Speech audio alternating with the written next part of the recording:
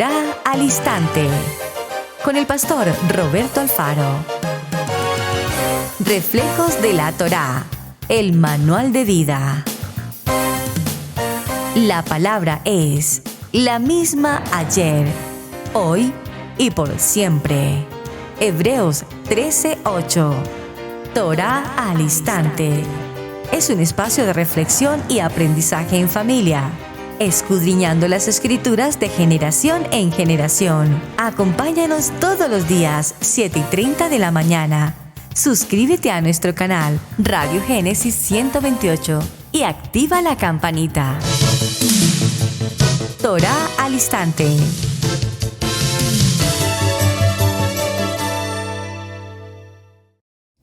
Shalom, mis amados hermanos. Bienvenidos a este tiempo especial de Torá al Instante. Su hermano pastor Roberto Alfaro, saludándoles y como siempre brindándoles la mejor y cordial bienvenida desde Israel, Casa Integral, en la ciudad de Cherryville, Carolina del Norte. Bueno, mis amados, una nueva semana, un Shemini, un nuevo comienzo, un nuevo tema. Espero que el tema de esta semana sea de mucha, pero de mucha bendición en sus vidas. Tengo en mis manos en este momento un libro que muy probablemente la gran mayoría de ustedes lo deben tener en su biblioteca personal. Entre muchos otros libros, por supuesto. Amamos los libros, y digo amamos los libros en el sentido de me encantan los libros, en la medida de lo posible compro libros, adquiero libros que documenten el contexto toraico, que nos documenten en la casa de Israel, en todo lo que desarrollamos. Obviamente, mis amados hermanos, algunos somos amantes de la lectura, unos más intensos que otros, pero es muy importante leer.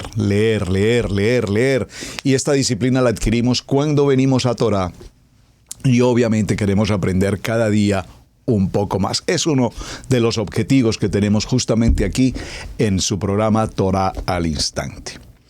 Este libro que tengo en mano, repito, es de la consulta personal de biblioteca de cada uno de ustedes. Espero que cada uno de ustedes se adquiera y tenga su propia biblioteca. Nos vamos documentando poco a poco. Josefo, los escritos esenciales. Y quiero tomar unos minutos para hacer una pequeña lectura de la introducción de este libro, que entre varios temas trata, por ejemplo, la historia de los patriarcas, los hebreos en Egipto, Moshe y la salida de Egipto, el Sinaí, las conquistas de Canaán, Sansón y Samuel, Saúl, el rey David, Salomón y sus sucesores, el profeta Elías, el profeta Eliseo, la conquista y la destrucción y cautiverio, el retorno a Jerusalén, el libro de Esther, los macabeos, la conquista romana, Herodes el Grande, los gobernadores romanos, entre otros puntos, las guerras de los judíos y demás. Interesantísimo. Pero solo quiero tomar unas letras o unas líneas mejor de la introducción de este libro para precisamente introducir nuestro tema de semana. Aparte de la Biblia, Flavio Josefo es con mucho la fuente histórica más importante para iluminar toda la era bíblica y con respecto a algunos personajes, en especial del Brit Hadash. Es una fuente aún más completa. En términos de cantidad de datos, por ejemplo, Josefo provee probablemente 300 veces más la cantidad de información acerca de Herodes el Grande que el mismo Evangelio de Mateo, o 10 veces más acerca de Poncio Pilato. También provee fascinadoras y perspectivas acerca de otras figuras bíblicas como Arquelao, Herodes, Antipas, los dos Agripa, Félix y Festo, así como integrantes atisbos acerca de Juan el Bautista, de Jacob, el medio hermano de Yeshua y del mismo Yeshua. El valor del historiador judío es menor acerca del Tanaj, que cree dramáticamente para el periodo intertestamentario hasta que lo hace totalmente indispensable para comprender todo el marco político, social, intelectual y religioso de la era en cuanto al Brit Hadash. Yeshua es citado en dos famosos pasajes de Antigüedades de los Judíos, uno de los cuales había sido restaurado a lo que es más probablemente su forma original. El hecho de que Josefo naciera en Jerusalén 4 años más después de la crucifixión de Yeshua y que escribió alrededor del tiempo de la redacción de los evangelios, añade su valor como virtual testigo ocular de los acontecimientos de la era tardía del Nuevo Testamento. Así es que no es de asombrarse por ello que la venerable traducción de Winston de Josepho en 1737 soliera estar a renglón seguido de la Biblia en tantas bibliotecas del mundo de habla inglesa y con autoridad escritural. Bueno, vamos a dejarlo hasta allí solamente para hacer una pequeña presentación de este autor judío llamado Josefo, que narra con detalle, con mucho detalle y precisión, varios de los acontecimientos bíblicos que leemos en la Biblia, pero que se hace evidente y que aquí nos redacta con cierto detalle muchos de ellos. Ahora, nuestro tema entonces para semana tiene que ver con los libros. Porque tenemos los libros de la Biblia, los libros canónicos para formar la Biblia. Conocemos del canon de la Biblia, cuando se eligieron y se determinaron los libros que componen hoy nuestra Biblia. Pero también es interesante recordar que la misma Biblia y muchos autores bíblicos, profetas entre ellos, por ejemplo, nos mencionan libros, los libros de la guerra, por ejemplo, el libro de la vida, pero textualmente, físicamente, no tenemos acceso a esos libros. Entonces vamos a ver qué ocurre con muchos de los libros, repito, que aparecen en la Biblia, pero que no tenemos presencia física de ellos. Y es muy interesante porque en los años recientes han aparecido algunos libros o algo de literatura sobre libros que supuestamente son de contenido bíblico, pero que aparecieron de repente en los últimos años y sobre ellos se enseña, sobre ellos se está practicando hoy mucha teoría, sobre ellos se predica y necesitamos saber qué asiento verdadero tienen estos libros a nuestro tiempo, si son reales o son solamente escritural de autores, humanamente hablando, sin inspiración propiamente. Para hablar de todo esto, voy a hacer varios recuentos históricos en este primer día de semana. En primer lugar, vamos a ir al libro de Juan, capítulo 21 y en el verso 20. Acompáñenme por favor con sus Biblias, vayan a la lectura, acompáñenme en la lectura. Libro de Juan, Evangelio de Juan, en el capítulo 21 y tomaremos el verso 20 en adelante. Y nos enfocaremos en el contexto del verso 25. Dice la palabra: volviéndose Pedro, vio que le seguía el discípulo a quien amaba Yeshua, el mismo que en la cena se había recostado al lado de él, y le había dicho Pedro: Adón, ¿quién es el que te ha de entregar? Cuando Pedro le vio, dijo a Yeshua: Señor, ¿y qué de este? Yeshua le dijo: si quiero que él quede hasta que yo venga, ¿qué a ti? Sígueme tú. Este dicho se extendió entonces entre los hermanos que aquel discípulo no moriría. Pero Yeshua no les dijo que no moriría, sino que si quiero que él quede hasta que yo venga, ¿qué a ti? Si yo quiero que él quede con vida hasta que yo vuelva, ¿cuál es tu problema? ¿Qué pasa contigo? ¿Qué sucede? Hable pues. Este es el capítulo que da testimonio de estas cosas. Y escribió estas cosas y sabemos que su testimonio es verdadero. Aquí está el verso 25 con el punto de partida para nuestro programa de semana. Y también otras muchas cosas hizo Yeshua, las cuales si se escribieran una por una, pienso que ni aún en el mundo cabrían los libros que se habrían de escribir. Amén. Todas las cosas que nuestro amado Yeshua hizo, si se escribieran en los libros, nos dice el verso 25, no habría lugar en el mundo para la escritura, la narrativa, los hechos, los acontecimientos, los milagros, las obras extraordinarias, la biografía de Yeshua, día tras día, momento tras momento, sanando, liberando, restaurando, dando vida. Amén. Todo lo que Yeshua, es decir, que lo que se nos escribe en estos 66 libros, realmente, como dice el texto del verso 25, no cabrían los libros para escribir todos los acontecimientos a lo largo de la vida de nuestro amado Mashiach. Entonces, para hacer una introducción respecto del libro, ¿qué tal si nos remontamos un poquito a la historia propia, la historia, el nacimiento y la evolución del libro? ¿Desde qué punto? Desde el momento en que el libro empieza en una arcilla, en un pergamino, en una roca, en una tabla, que posteriormente al siglo XX, XXI, ya no es una tabla, ahora es una tablet, ya no es una arcilla, ya no es cera, ya no es piedra, ahora tenemos los libros ni siquiera en papel, ya lejos del pergamino, lejos de todo esto, ahora es digital. Libros, la lectura digital, la lectura totalmente electrónica. Pero veamos un poco la historia, remontémonos hacia el año 4000 antes de Mashiach. Como podremos imaginar, vamos a empezar hablando de un objeto que dista mucho de lo que hoy conocemos en cuanto a lo que es y entendemos el concepto de un libro. De hecho, ninguna forma escrita parece haber aparecido antes de este momento. Fueron los sumerios, el antiguo pueblo que vivía en la Mesopotamia meridional, quienes inventaron el primer sistema de escritura documentado, la escritura cuneiforme. Una escritura desarrollada a través de símbolos que se imprimían con una herramienta puntiaguda sobre una tablilla de arcilla o en piedras y que se desarrollaban formando imágenes, y estas incisiones formadas de cuñas eran breves y estaban dispuestas en forma piramidal. Extraordinario esta historia. Y aquí en esta historia, a propósito de arqueología, de sumerios, a propósito de escritura cuneiforme, realmente apasiono cuando tengo algunos momentos de reposo, de descanso en mi día a día, apasiono los documentales de la arqueología.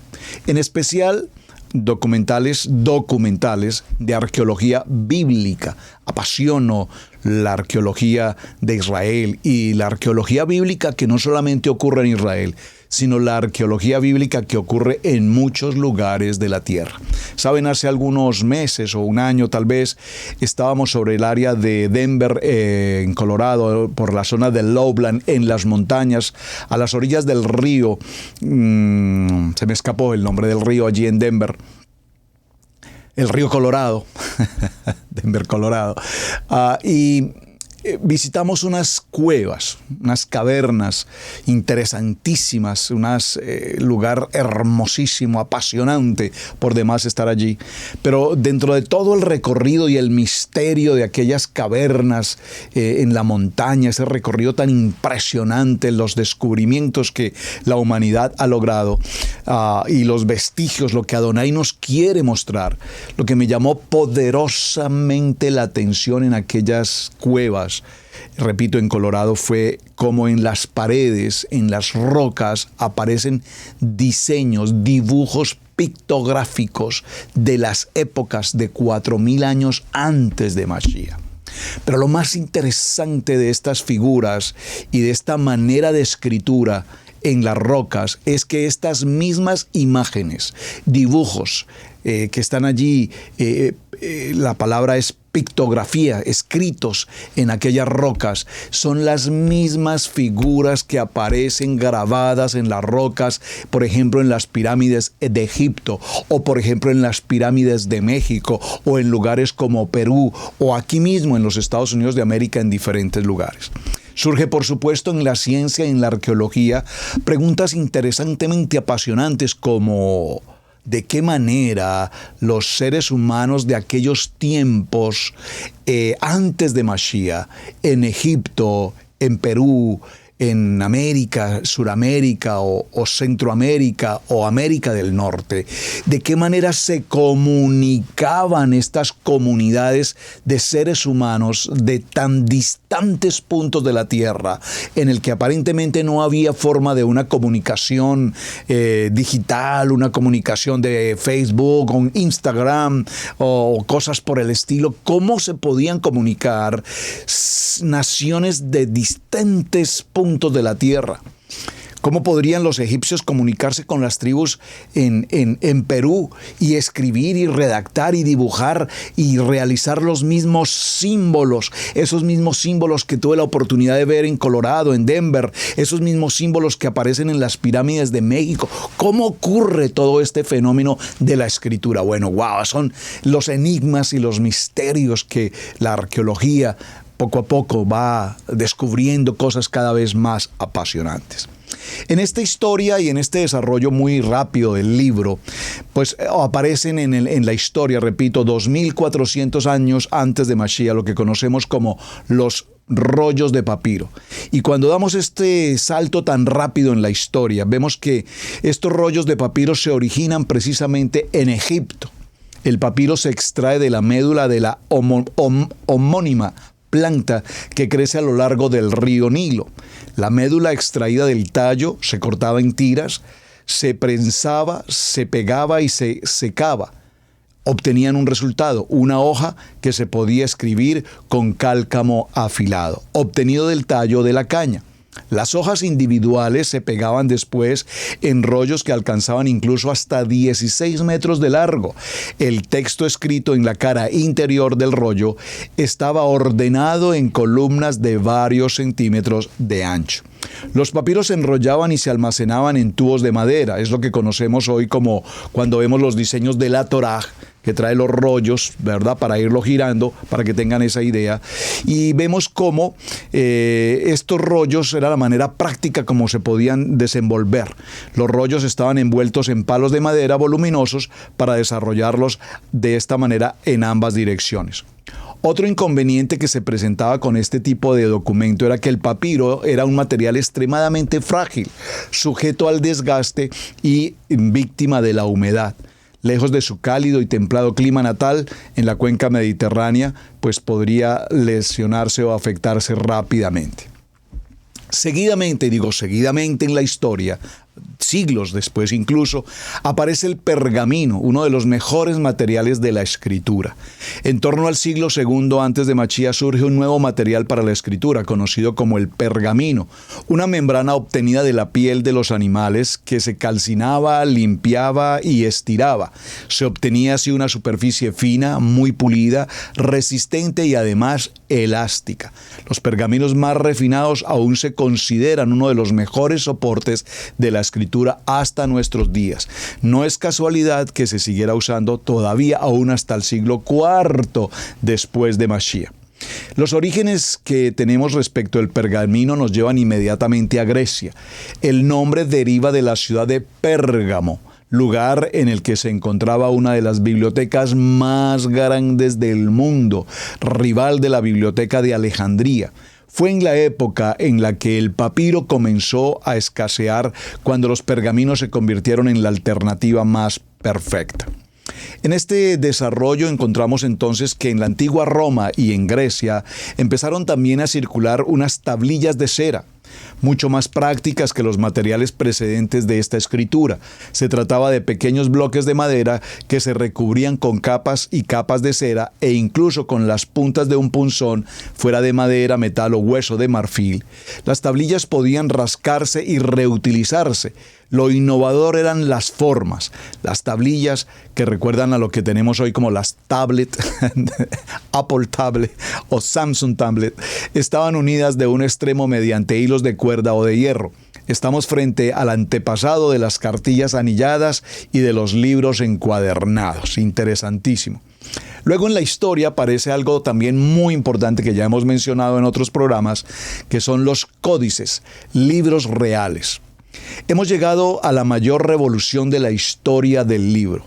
Una revolución que, al igual que la que estamos viviendo para estos tiempos, suscitó reacciones diversas entre los asiduos lectores. Los romanos les llamaron códices. El códice es una palabra que se deriva del latín caudex, corteza, tronco de árbol. Los códices tenían aspecto de libro como lo entendemos actualmente. Estaban protegidos por una cubierta de madera o de hojas de papiro o de pergamino pegadas, y su interior incluía hojas de papiro escritas en ambos lados. Maravilloso. La gran revolución reside en la comunidad del formato. Los códices eran de dimensiones reducidas, las páginas eran fáciles de hojear y los números de página e índice facilitaban su consulta. A pesar de esto, los paganos y el pueblo judío seguían muy apegados a la tradición del rollo y se mostraban muy desconfiados ante la novedad. Sin embargo, por otra parte, estaba la comunidad de creyentes que acogió con entusiasmo la novedad descubierta, con los monjes que transcribieron los códices, oraciones y textos sagrados. En la Edad Media los creyentes fueron decisivos en la afirmación de los nuevos libros, que se volvieron un importantísimo medio de transmisión sobre las obras literarias de carácter religioso. Recordemos que ya en el año 105 después de Mashiach, en la lejana China, Caín Lun inventó el papel. Recuerde esto siempre, el papel fue inventado entonces en China.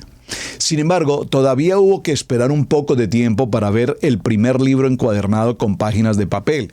En el periodo del 400 al año 600 después de Mashiach, aparecieron los primeros manuscritos iluminados en hojas de pergamino.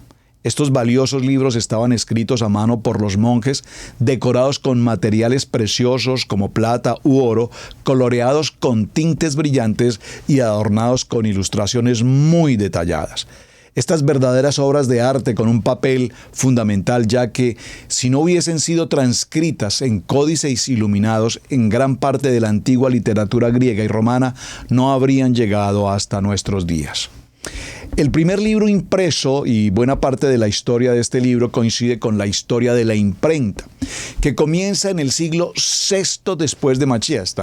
Observen esto, venimos desde 4000 años antes de Mashiach y ya vamos en el siglo VI después de Mashiach. Es allí cuando se inventó el primer proceso de impresión con bloques de madera. El bloque de madera con caracteres esculpidos en relieve se bañaba con tinta y se imprimía en la hoja de modo como un sello. Uno de los primeros textos impresos con este sistema, o al menos uno de los más antiguos hallados hasta nuestros días, es una copia del Sutra del Diamante, que data del año 868 después de Mashiach, y se trata de un rollo compuesto por 6 hojas de papel de más de 5 metros de largo. Realmente no sé qué contenido tiene este libro, sería interesante averiguarlo, el Sutra del Diamante. Hemos llegado entonces a otra etapa decisiva de la historia del libro y la más importante de la historia de la imprenta. La invención de los tipos móviles surgió en China y fue aquí en el año 1041 donde el tipógrafo Bi Shen inventó tipos móviles de arcilla. En 1298 Wang Shen perfeccionó el invento. ¿Qué hizo? Sustituyó la arcilla por madera e inventó un sistema de mesas giratorias que mejoró la técnica de impresión. Quien más adelante perfeccionó y llevó este sistema a Europa fue el orfebre alemán Johannes Gutenberg. El primer libro impreso con la nueva máquina de impresión fue la Biblia de Gutenberg, que vio la luz el 23 de febrero de 1455 y una tirada de 180 copias. De estas, solo unas 20 han llegado hasta nuestros días. Si queremos profundizar entonces sobre toda esta historia, tenemos que ir, repito, a muchos de los textos que se recomiendan aquí en las páginas de internet respecto a los recomendados acerca de la historia y evolución de los libros que usted puede consultar. En el año 1501 nacieron los primeros libros de bolsillo de los clásicos en griego y en latín. Aldo Pio Manuzio fue el editor, gramático y humanista italiano, recordado por 2 descubrimientos que no podían faltar en nuestra historia. Inventó el formato de bolsillo, libros de formato pequeño y económico, e introdujo la letra cursiva, cuyas letras compactas ayudaban a ahorrar espacio. Gracias a estos descubrimientos, mucho más hombres podían tener libros y, en caso necesario, llevarlos consigo en su bolsillo al lugar a donde ellos fueran. Pero en este avance y en este resumen muy rápido que estoy desarrollando con la historia del libro, pues en este viaje tan apresurado llegamos a los años de 1970 y en este periodo el proyecto Gutenberg dio luz a los primeros libros electrónicos. Durante varios años los libros digitales eran producidos con un único objetivo: archivar obras, sobre todo los libros de dominio público, y fue en el siglo XXI cuando el formato digital empezó a considerarse también una literatura de publicación válida. En el año 2000 se publicó el primer libro en formato electrónico, la novela Reading the Bullet de Stephen King. En un solo día se vendieron 400,000 copias digitales de este libro o de esta novela. Unos años después, en el año 2007, la compañía Amazon lanzó la aplicación Kindle, el primer lector de libros electrónicos que también arrasó en el mundo entero con la literatura electrónica. Estamos hoy entonces, mis amados hermanos, en la era del libro electrónico, Electronic Book, el libro electrónico. No obstante, esto no significa que los libros de papel y tinta se extiendan o se hayan extinguido. Los libros impresos convienen para que todos nosotros recordemos esta historia, y los libros digitales nos facilitan y nos apasionan leer con mayor intensidad. Bueno, un artículo muy interesante, muy interesante y muy rápido por demás sobre lo que es la historia de los libros y por qué estoy hablando de libros. Recuerden que hoy es nuestro programa de introducción y tengo que tomarme el tiempo para hacer toda la historia, porque pues hablar de libros bíblicos los conocemos a muchos de ellos, sus autores y demás, pero recuerden que nuestro foco de programa es ¿por qué la Biblia nos menciona una inmensidad de libros de los cuales no tenemos rastro, no tenemos huella, no hay documento que hoy podamos consultar previamente sobre ellos? Teníamos que hacer entonces un recorrido histórico y, por supuesto, en el recorrido histórico retomar un poco la historia de nuestra semana anterior, cuando hablamos del rey Saúl, el rey David, el rey Salomón y los reyes del norte y los reyes del sur, de la casa de Israel y de la casa de Judá. Cuando hablamos de Salomón, recordemos que los textos nos mencionan a Salomón, quien había heredado una considerable fortuna, un gran imperio conquistado por su padre, el rey David, que se extendía desde la frontera de Egipto hasta el río Éufrates y Mesopotamia. Este reino estaba integrado por los territorios de Israel, administrado con un sistema de 12 distritos y numerosos reinos valiosos que hasta hoy se conservan en la arqueología y en todos los contextos bíblicos. Sin embargo, a donde quiero llegar con la historia es recordar que además de todo lo que representa la vida, la obra, el desarrollo de este rey maravilloso Salomón, con sus defectos, con sus errores y con sus cualidades, como el rey Salomón no hay. Entonces vemos que a él se le atribuyen, entre otras cosas, la autoría de algunos de los libros bíblicos. Ya lo mencionamos en nuestro programa anterior, libros como Eclesiastés, el libro de Proverbios, el libro Cantar de los Cantares, algunos de los Salmos y posteriormente los libros de Sabiduría y los libros de Odas de Salomón. También algunos de estos son considerados como parte de los libros pseudoepigráficos, que ya hablaremos sobre ello un poco más adelante. Por lo tanto, tampoco nos es extraño para todos nosotros cuando preguntamos por los Salmos, el libro de Teilín, Salmos, pensar de que los Salmos fueron escritos por el rey David. Sin embargo, cuando nosotros tenemos en mente este pensamiento y miramos los salmos respectivamente, nos daremos cuenta que hay varios autores como Moshe, por ejemplo, Asaf, Eimán, entre otros. Y hay interesantes respuestas al respecto. Cuando hacemos una mirada a los libros y a los salmos en particular, nos revelará que muchos de los capítulos son atribuidos a grandes hombres de la Biblia. Se nos mencionan autores más allá del rey David. El rey David compuso el libro de los salmos por medio de 10 sabios: Adán, Melquisedec, Abraham, Moshe, Eimán, Yedután, Asaf y los 3 hijos de Coraj. Más aún, según algunos libros de los sabios rabínicos, Jacob se dice que recitó durante los 20 años de cautiverio, bueno, no de cautiverio, 20 años de convivir con su suegro Labán y la historia de sus esposas, sus hijos y demás, se dice que recitaba todos los días los salmos. Qué maravilloso. Claramente muchos de estos salmos fueron escritos y recitados por varias generaciones antes que el mismo rey David. Sin embargo, el libro de los salmos es comúnmente conocido como el libro del rey David. Algunos textos rabínicos afirman que todas las alabanzas que se encuentran en el libro de los Salmos fueron recitadas por David conforme a este dicho. Las alabanzas de David, hijo de Isaí, han concluido. Calum, la palabra en hebreo calum, pero no debe leerse calum, sino debe leerse coleulum. Todo eso lo que indica es que el libro completo de Salmos contiene las alabanzas del rey David. Para aclarar este enigma, primero debemos comprender correctamente la categoría única que representan los Salmos. Es el único libro del Tanakh que se compara con toda la Torá misma. Más que una compilación de hermosos cánticos de varios autores, se le considera la Biblia del rezo.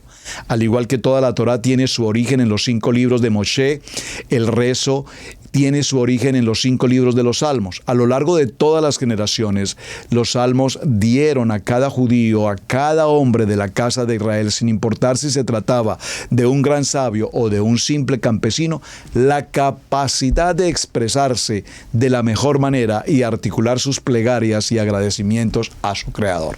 Maravilloso.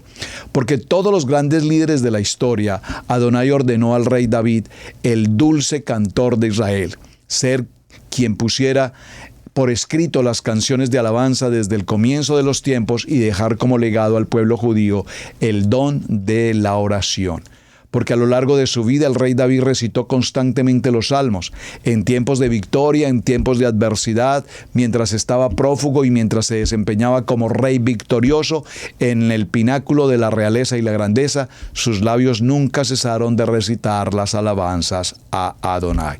Aunque muchos salmos fueron escritos originalmente por otras personas, fue el rey David quien, al recitarlos, les adjudicó el carácter de inmortalidad a los cánticos de alabanza que en los salmos encontramos.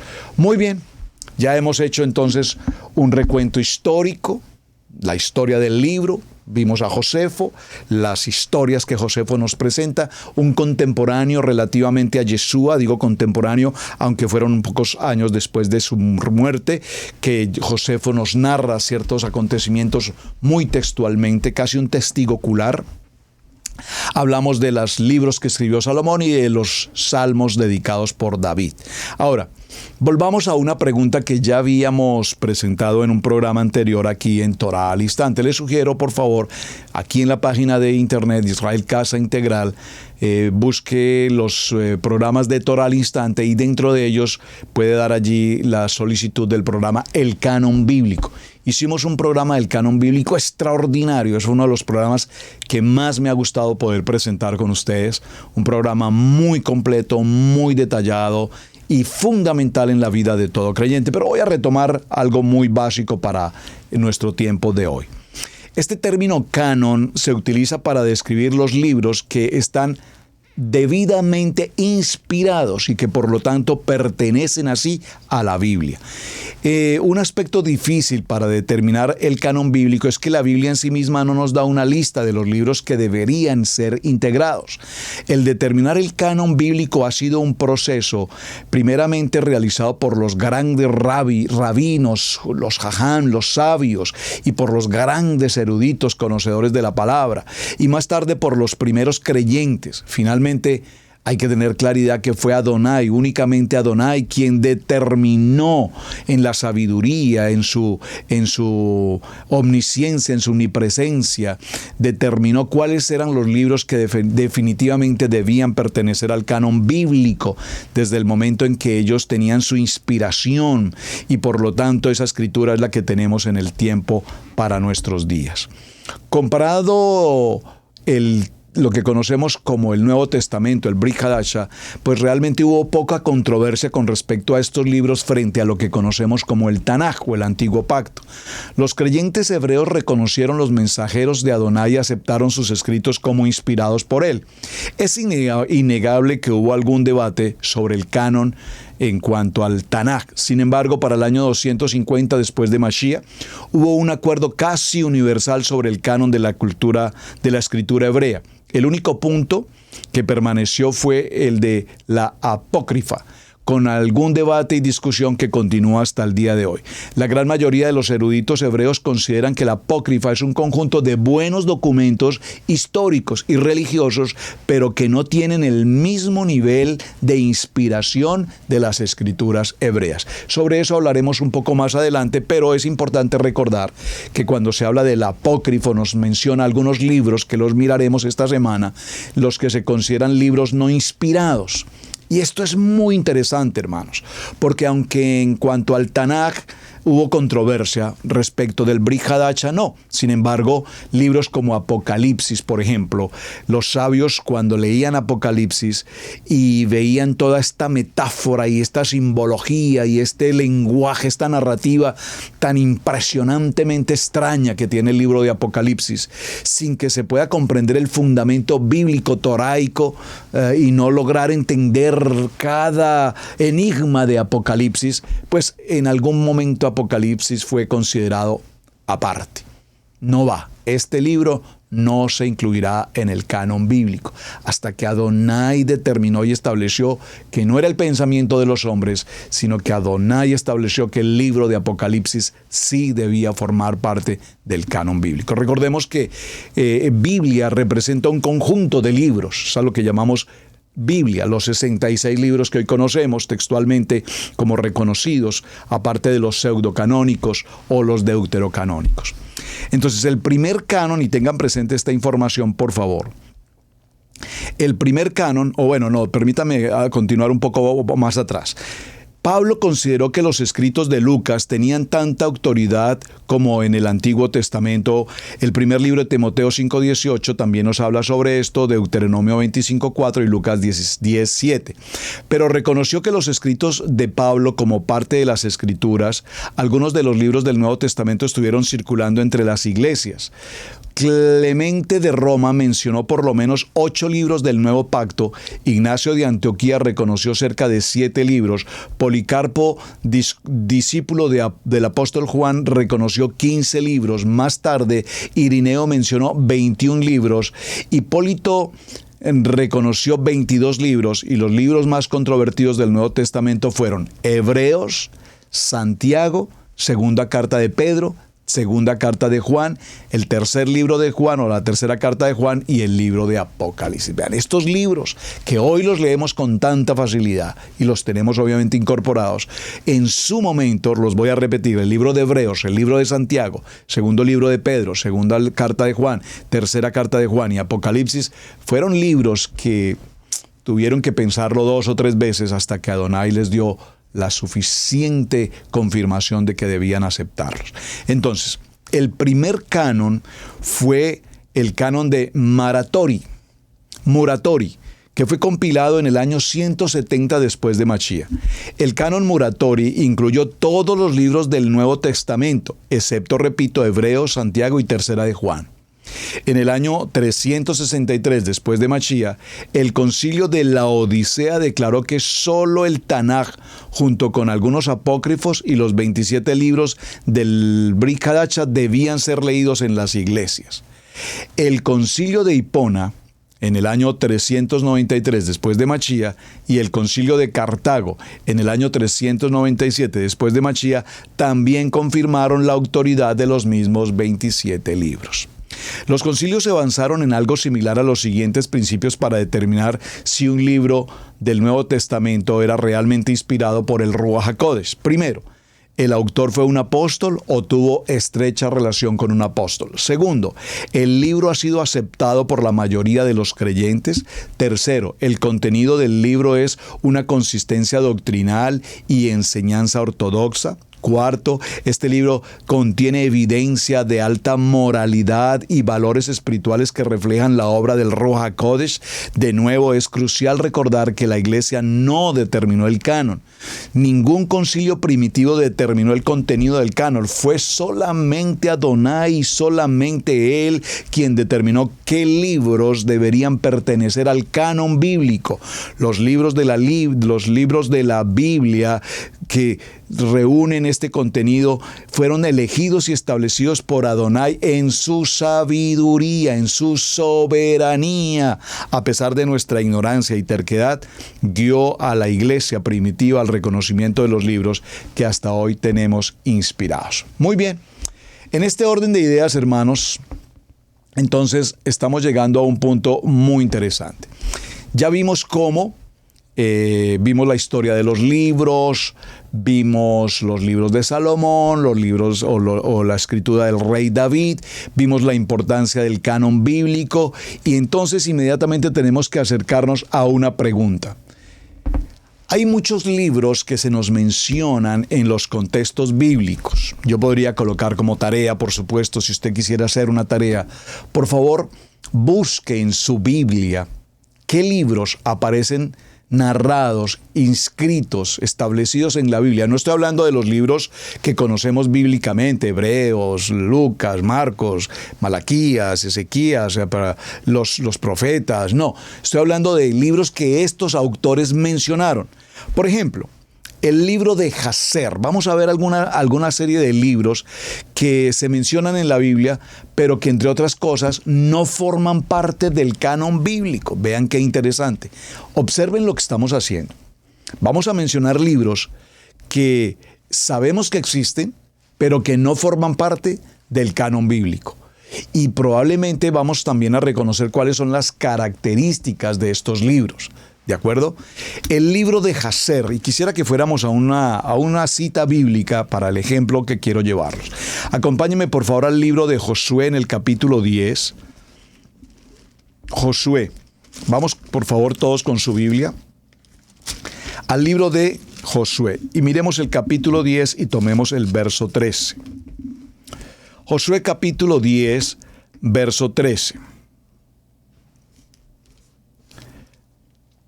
Dice, y el sol se detuvo y la luna se paró, hasta que la gente se hubo vengado de sus enemigos.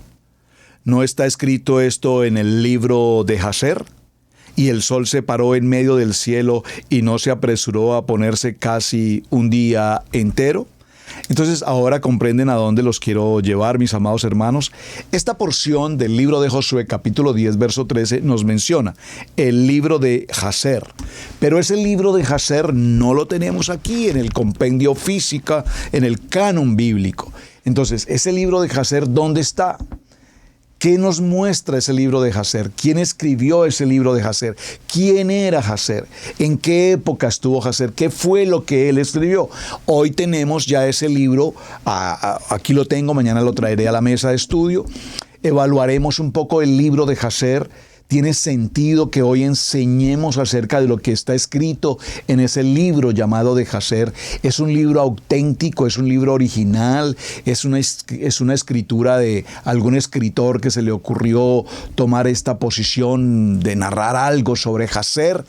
¿Qué ocurre con estos libros? Es importante que los veamos. Vamos ahora al segundo libro de Samuel. Nuevamente, por favor. Segundo libro de Samuel y tomemos el capítulo 1.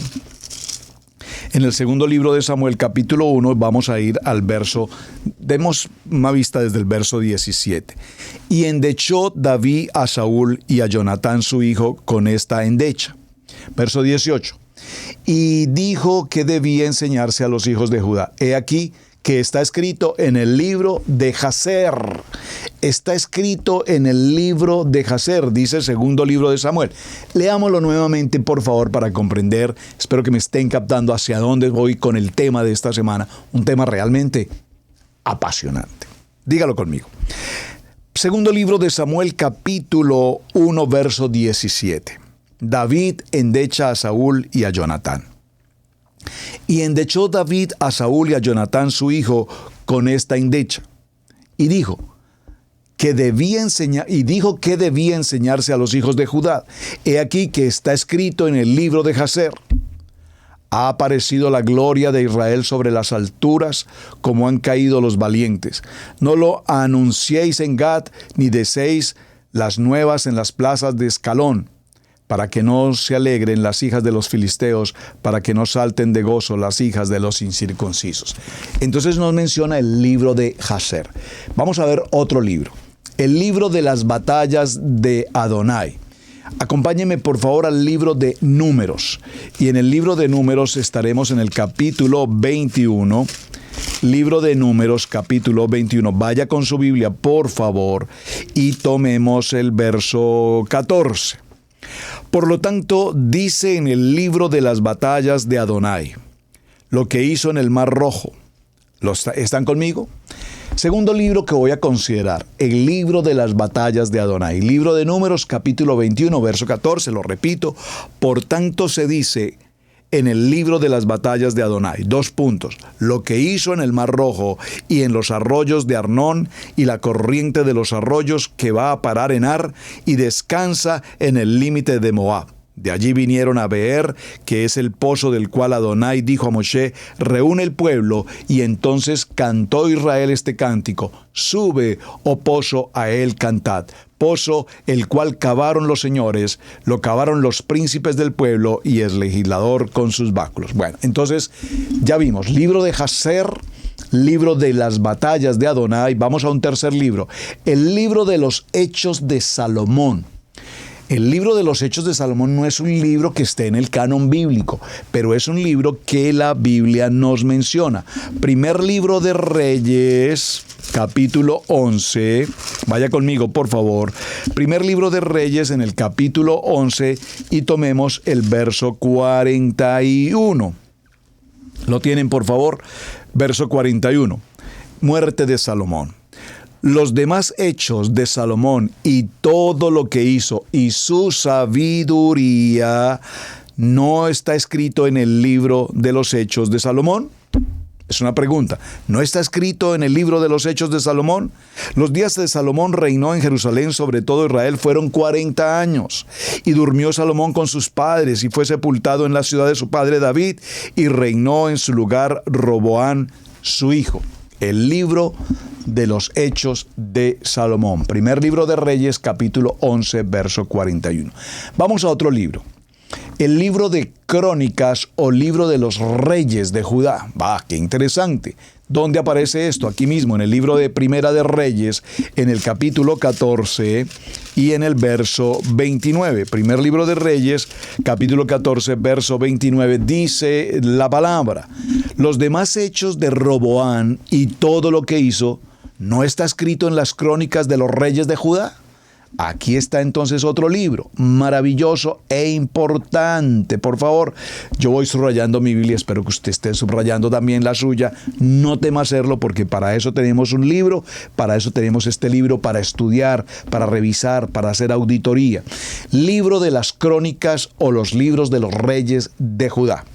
Vamos al siguiente libro, el libro de las Crónicas o de los reyes de Israel, aquí mismo, en primer libro de Reyes, capítulo 16, verso 5. Dice: los demás hechos de Baasa y las cosas que hizo y su poderío, ¿no está todo escrito en el libro de las crónicas de los reyes de Israel? Maravilloso, ¿verdad, hermanos? ¿Cuántos de estos textos hemos pasado por alto? Nunca los hemos considerado o no hemos hecho auditoría, y es lo que pretendo que hagamos esta semana. Vamos a ir conociendo esos textos que la Biblia nos muestra, pero que no sabemos qué ocurrió, dónde están disponibles, qué información. Aquí nos dice, todos los hechos de Baasa y las cosas que hizo y su poderío, ¿no está todo escrito en el libro de las crónicas de los reyes de Israel? Maravilloso. Vamos al siguiente, el libro del profeta Natán, primer libro de Crónicas. Vamos por favor allí al primer libro de Crónicas, y en el primer libro de Crónicas busquemos por favor el capítulo 29 y el verso 29. Vaya conmigo por favor a su Biblia y vaya subrayando. Espero que esté haciendo la tarea conmigo, amado hermano, allí en casa o en oficina. Si va conduciendo, por favor, evite la tarea, evite hacerlo para que evitemos cualquier accidente. El libro del profeta Natán, primer libro de Crónicas, capítulo 29, verso 29 dice: y los hechos del rey David, primeros y postreros, están escritos en el libro de Crónicas de Samuel, vidente, en las crónicas del profeta Natán y en las crónicas de Gad, vidente. Es decir, estas crónicas son los libros como un diario en el que se escriben acontecimientos. Y aquí no nos menciona solamente uno, nos menciona tres.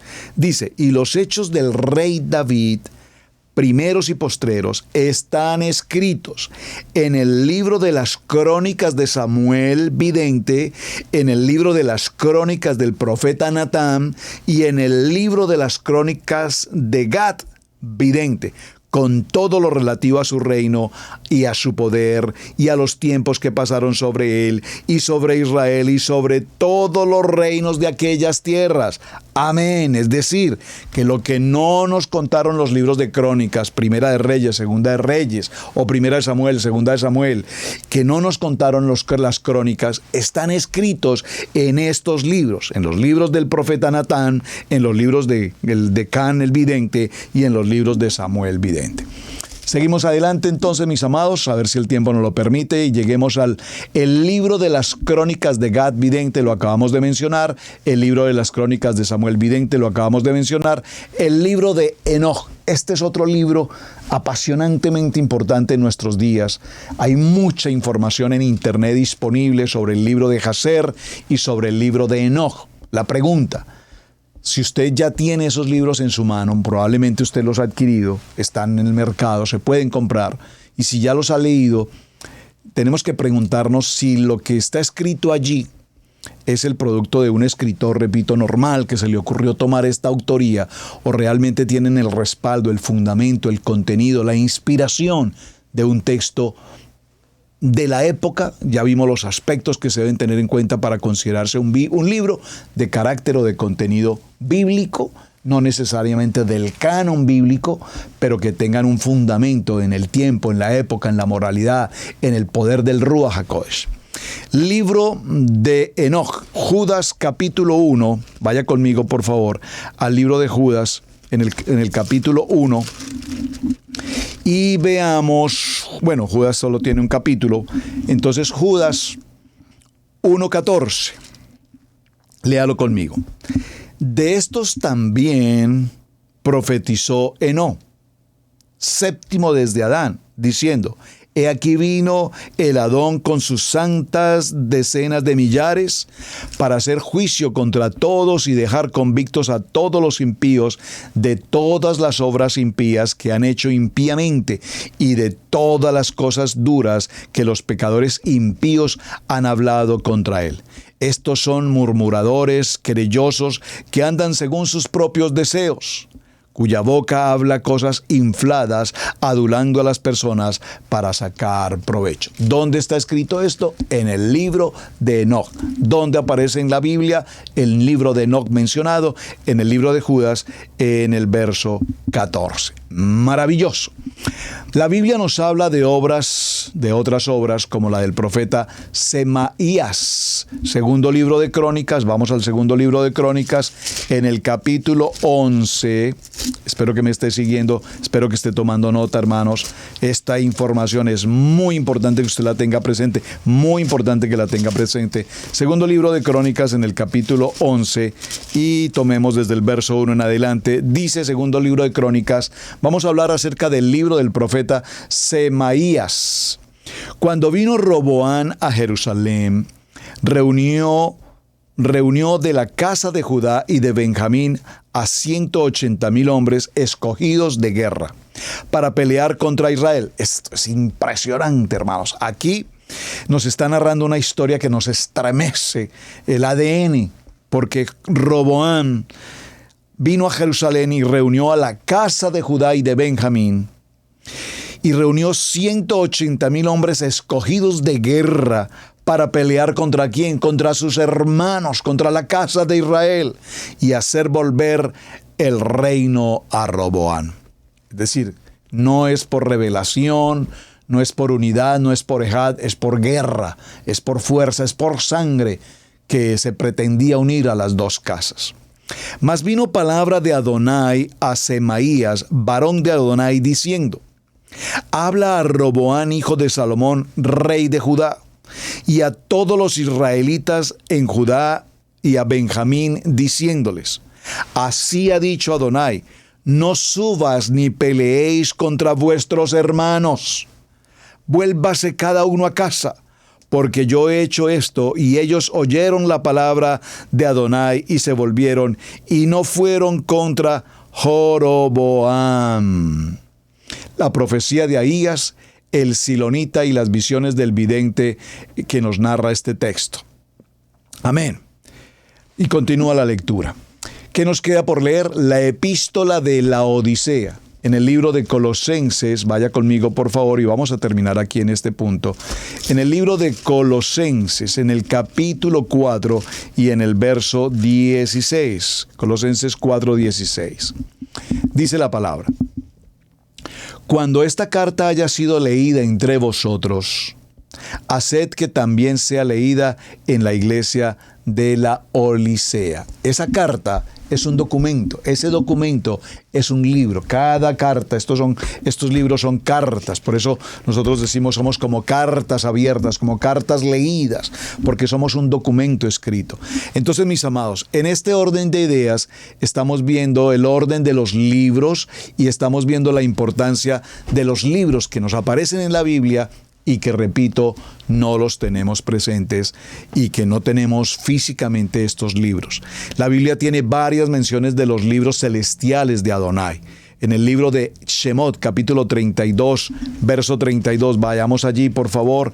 Éxodo, capítulo 32, verso 32, dice la palabra, léalo conmigo, 32 de Éxodo, que perdones ahora... Libro de Shemot 32, que perdones ahora tu pecado, y si no, raeme ahora de tu libro que has escrito.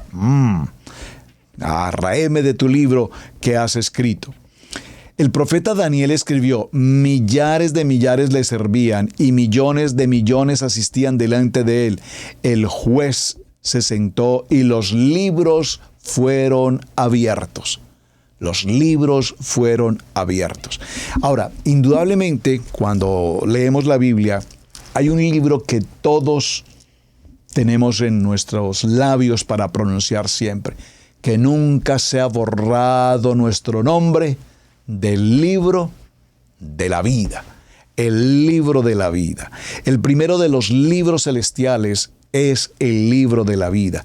En este libro, Hashem registra los nombres de cada persona que va a estar en su presencia. El libro de Juan, o Juan mejor nos escribe en el libro de Apocalipsis, en el capítulo 3, verso 5, dice: el que venciere será vestido de vestiduras blancas, y no borraré su nombre del libro de la vida. Y Apocalipsis capítulo 20, verso 12 nos dice: y otro libro fue abierto, el cual es el libro de la vida. Y fueron juzgados los muertos por las cosas que estaban escritas en los libros. No entrará en ella ninguna cosa inmunda o que hace abominación y mentira, sino solamente los que están inscritos en la vida del libro del Cordero. Aquí hay otro libro, el libro del Cordero. Entonces tenemos el libro de la vida, el libro del Cordero. Apocalipsis 21-27 hace referencia entonces al libro del Cordero. Ahora, ¿cómo podemos estar seguros de que nuestros nombres verdaderamente estén inscritos en el libro de la vida, en el libro del Cordero? Y la Biblia, por supuesto, nos habla de algunos pasos importantes, fundamentales que debemos tomar. Entre ellos, muy importante, arrepentimiento de nuestro pecado, es decir, la techuvá, tener una verdadera, auténtica y legítima techuvá. La semana anterior veíamos en el programa de los reyes de Israel cómo David, en medio de sus errores, de sus debilidades humanas, de sus sinnúmero de situaciones de pecado, inmoralidad y muchas cosas en su entorno familiar y demás, si algo David rescatamos de su vida y nos dejó como enseñanza David, fue techuvá, arrepentimiento. Y recuerden, mis amados, que arrepentimiento no es desde ningún punto de vista igual a remordimiento. por mi culpa, por mi culpa, por mi culpa. Ese remordimiento y, como diría por allí alguien, lágrimas de cocodrilo. Ya espero que usted entienda qué significa lágrimas de cocodrilo. Si alguien lo puede decir, por favor aquí en el chat, explíquenos a algunos que probablemente no saben qué significa lágrimas de cocodrilo. Nosotros no podemos pasar por remordimiento. Ay, es que tengo un remordimiento porque dije, porque hice, porque no debía hacer, por esto. Ese remordimiento no. Teshuvá.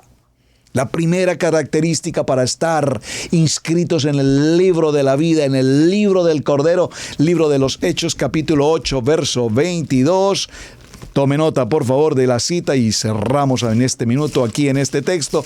Libro de los Hechos, capítulo 8, verso 22, dice la palabra: arrepiéntete, pues de esta tu maldad, y ruega a Adonai si quizá te sea perdonado el pensamiento de tu corazón, porque en hiel de amargura y en prisión de maldad veo que estás. Respondió entonces Simón y dijo: rogad vosotros por mí al Adón, para que nada de esto que habéis dicho venga sobre mí.